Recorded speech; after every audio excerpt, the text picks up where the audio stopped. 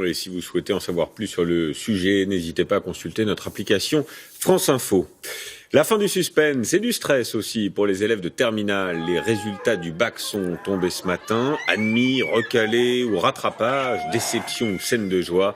Comme chaque année, vous le voyez, c'était un moment d'émotion, comme ici à Toulouse ou à Bordeaux. Sachez que cette année, le taux de réussite avant rattrapage s'élève à 78,6%. L'éducation, justement, qui impacte aussi le marché de l'immobilier. Oui, c'est ce que révèle une étude inédite. C'est un effet caché, en somme, de la carte scolaire. Pour éviter certains établissements, les parents qui en ont les moyens préfèrent maintenant déménager à proximité des meilleurs collèges et lycées. Conséquence, les prix des logements s'envolent. Yves Ginca avec Étienne Prigent et Jean-Claude Martin. Les bons établissements scolaires font-ils monter les prix de l'immobilier?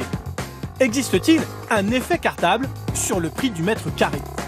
La question se pose surtout pour les collèges et lycées publics qui obtiennent les meilleurs résultats. Pour y accéder, il faut être domicilié dans certains quartiers, ce qui coûte parfois une petite fortune. Bonjour, bienvenue dans l'appartement. Un choix assumé par cette mère de famille lyonnaise. Pour cet appartement près des meilleures écoles, elle a déboursé 870 000 €, 4 350 € du mètre carré en comptant les travaux. Plein de travaux. C'est 20% de plus que le prix moyen à Lyon. C'est des écoles qui ont bonne réputation et que donc du coup, voilà, ça permet de pouvoir derrière rentrer dans des grandes écoles si mon enfant le souhaitait. Donc du coup, c'est pour ça que j'ai fait ce choix-là. Ça implique vraiment effectivement un surcoût non négligeable. Un phénomène constaté régulièrement par cet agent immobilier lyonnais autour du collège Vendôme, le plus réputé de la ville. Ici, le mètre carré se vend au minimum 25% plus cher que la moyenne des logements à Lyon. Moi, sur l'année, j'ai à peu près par mois une demande de famille qui me réclame de dépendre impérativement du collège Vendôme. Partout en France, les annonces immobilières en témoignent. La sectorisation est un argument de vente. Principalement dans les grandes villes comme Lille, Bordeaux ou Paris. Dans la capitale, le prix moyen du mètre carré est de 8 709 €.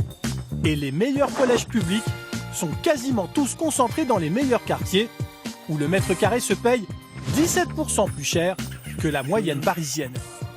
L'influence de la présence d'un très bon collège, c'est un des facteurs les plus importants qui motive le choix d'un quartier et donc d'un appartement ou d'une maison.